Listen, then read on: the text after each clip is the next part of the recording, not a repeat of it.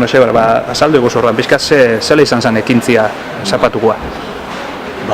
Ekintza solidario bat igeriketan egin genduna, oso ondo urten ban, atzanin, pentsat daukagun apur bat atzarle partin eitxi, engeduna da, gehien basan mundu guztirentzako igeriketa etxea eta plaza solidario horrek arnazarentzako aurtengo urtean rekaudatzeko bilotxu poli bat, hori gertau zen.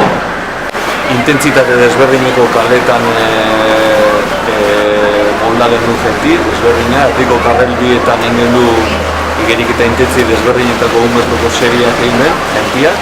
Oso ondo urten ban, 20 pertsona kale bakoitzin 15-etik 20 pertsona sartzen ziren, 100 metro bakoitzen geldiune batekin, atzeen batekin. Eta horrela jarraian, 5-etatik 7 torriak arte bitxartian. Eta eskinako kalebiak libreko igeriketan, apur bat jente danetik etorren denetik, uniak, gurasuak, jente nagusia, danak edukitzeko aukera igeri etxeko. Eta horrela juntzan, ordubiterriak bastante azkarre pasauzian, jentia ere esan amonton hau denpora baten, betxik eta apur bat danetik denpora ordubiterri hortan sakaban atu zen, eta oso gustora eta oso pozituten bat.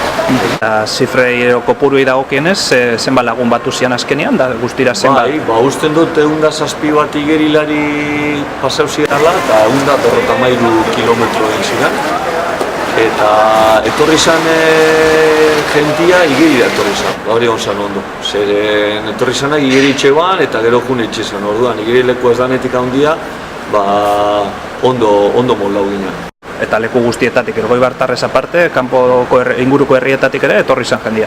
Bai, danetik hemen inguruan, Ondarru, Mutriku, Deba, Mendaro, Markina, gero Aspetxi askotxikoak etorri ziren, gero baita ere Oiartzun da Horeretako jente bat ere etorri zan, eta apur bat danetikan.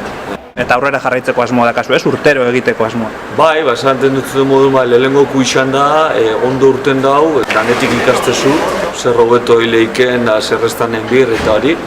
Eta datorren urtin, berriz goguaz beste zoze antolatzeko.